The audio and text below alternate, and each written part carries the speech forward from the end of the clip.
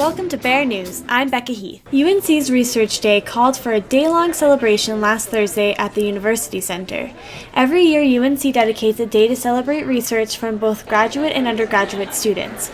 On this day, from 9 p.m. to 4 p.m., students present their research in either individual rooms or as poster presentations in the ballrooms. Over 300 students attended, presenting over 200 different posters and oral sessions showing off their scholarly work here at the university. For more information on UC's Research Day, you can visit the Research Day page on the unco.edu website. I'm here at the UC where students are gathering for the 23rd annual luau. The luau celebrates traditional Hawaiian traditions and brings a little Hawaiian culture to UNC. Long's Peak Ballroom hummed with sounds of drums and music at this year's 23rd annual luau. The luau is a traditional Hawaiian celebration that marks important events such as a child's coming of age or the return of warriors from a long journey. UNC students lavished in the different Hawaiian dishes like kalua pig, steamed rice, and even spam with sushi. Hula Club President Alex Yasumura elaborated more on the luau. Currently we're here at the annual luau that we have every year. This is the 23rd luau, Taste the Flavors of the Island, and we will actually be having performances in hula, and you'll see that soon enough. Well, actually, after luau is done, this is our big event for the year. After that, we have like little events here and there. We help out with APAS, with Taste the APAS. We also participate in Lunar New Year as well. Yeah, so that's when you kind of get a glimpse as to, maybe like us, like saying, hey, come to luau, we're happening soon too.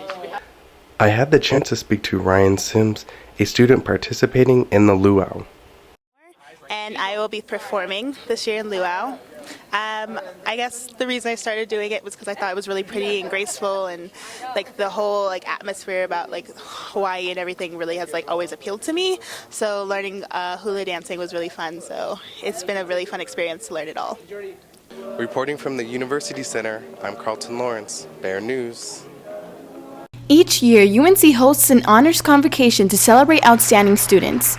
The College of Humanities and Social Sciences held their annual honors convocation ceremony this Sunday. Even in unexpected snow, the university ballrooms were packed and students were dressed and ready for their awards. As usual, UNC's catering team put together an arrangement of delicious food, keeping parents, faculty, and students coming back for thirds.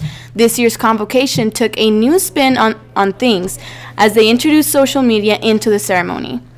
Each table provided information on how to post photos from the ceremony straight to Instagram, following a hashtag.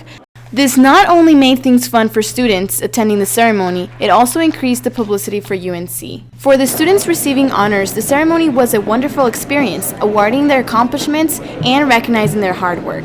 Honor ceremonies are always a great incentive to do well in your studies and another addition to a resume. The volunteers are already packing up after 4 hours of cleaning up. At the initiative of UNC Alumni Association, 30 students made the State Farm neighborhood shine. This was just our way to kind of give back to the community that has made this university great. So this morning we did a neighborhood cleanup in Evans, and we mulched this whole area and cleaned it up all along the back.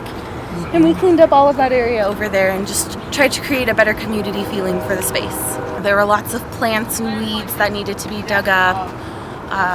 Just very broken and fallen apart. Situated at the border of Evans City and along the highway, this area gets a lot of complaints for being dirty and not nice looking.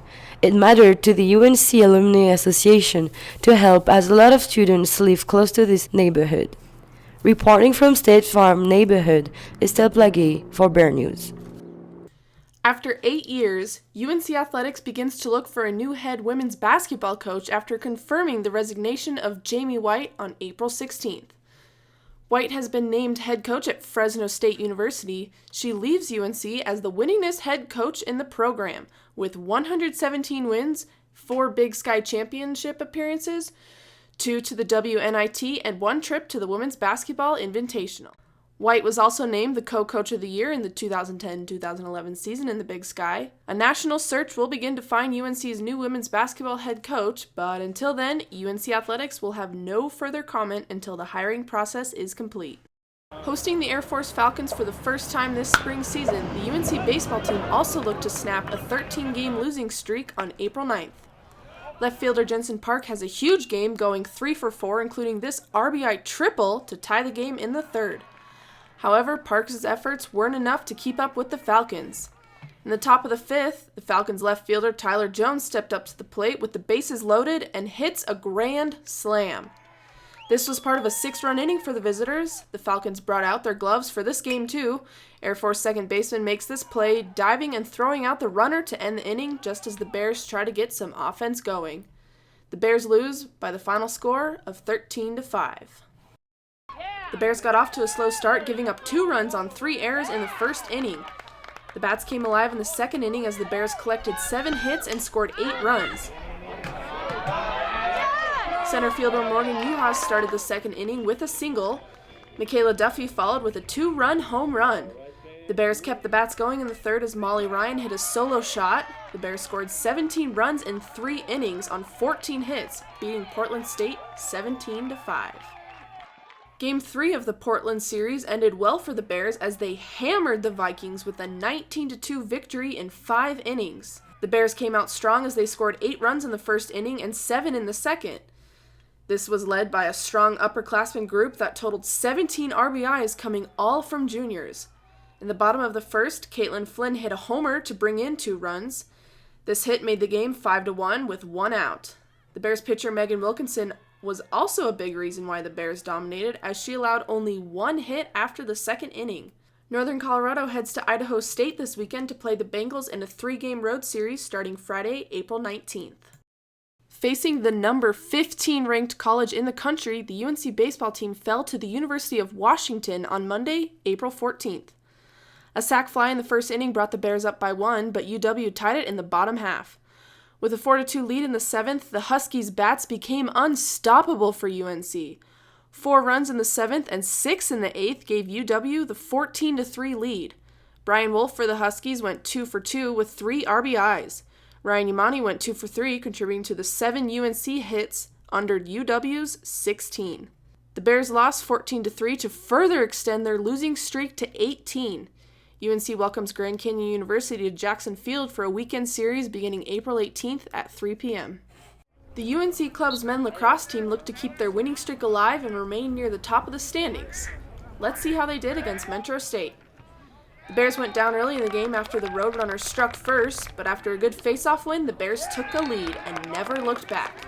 Junior Tanner Duggan tied the game at 1 under a minute later, with senior Clay Havertide scoring the go-ahead goal 30 seconds later. After a few slashes and missed penalty calls, the Bears made Metro State pay, scoring 5 more goals before the first quarter even ended, with goals from sophomore Mitch Powers, senior Chris Nolan, junior Seth Hayes, sophomore Chris Madrill, and Clay Havertide getting 1 more as well. The score was 7-1 after just 1 quarter of play. The second period was all Bears again, and it started right away with this Clay Havertide steal, leading to a goal for freshman Drake Pearson. The Roadrunners did get a couple goals this quarter, but couldn't keep up with the high-powered offense of the Bears. After this goal from Metro State, the Bears go back-to-back with a goal from freshman Ryan Paglioni and 2 goals from sophomore Greg Hassel, 13-3 after 2. The Bears kept it up in the second half, getting 9 more goals while holding the Roadrunners to 3. The Bears had 9 different goal scorers, with Ryan Paglioni leading the way with 5 goals and 6 points overall. The Bears extend their winning streak to 6 games and take on the 4-3 Regis in Denver on April 18th, and then a very important home game Saturday afternoon against division-leading Montana State. Do you ever wonder what the volleyball team does when they aren't competing for the Big Sky Championship game? This past weekend, they hosted a tournament to help keep them in shape during the off-season. 20 teams played in this tournament, including Air Force and Denver University. The tournament was held in Butler Hancock with 3 matches going at a time. UNC came out of the tournament undefeated, going 4-0, defeating Air Force in the final playoff game. Spring is in the air at the UNC campus, and that can only mean one thing. Football is just around the corner. After a disappointing 2013 campaign, Coach Collins' squad is facing a lot of change, both on the football field and in the coaching staff. Offensively, the Bears have a new offensive line coach in Trevor Wilkie, who previously held a similar role on the Adams State coaching staff during the past 2 seasons. The Bears are also on the lookout for their next starting quarterback. In the mix are Sean Rubalcaba and brothers Brock and Brant Berglund. On the defensive side of the ball, Larry Kerr joins the coaching staff as defensive coordinator. Kerr previously spent time improving defenses at Stanford, UCLA, Duke, and most recently at CSU. There's still months to go before opening the 2014 season, but for now, the team just looks to get better each and every day. The spring football game is in just a couple weeks and will be held at Nottingham Field on April 26th. Reporting from the UNC practice fields, I'm Kyle O'Neill, Bear News. UNC Office of Admissions recruits hundreds of potential students every year, and the admitted students are invited to go to an admitted student day. Last Friday, UNC held its last admitted student day for the year. UNC student ambassadors worked hard to make the experience one to remember. There was a lot to take in as students entered the UC ballrooms. These new Bears had a jam-packed day full of speeches and information about different leaders. Future Bears also got to hear from current students on the campus. After lunch, they had optional activities. Around 400 students showed up to learn more about their new home. UNC faculty, staff, and students welcomed them with open arms. Thanks for joining us. Make sure to tune in next week.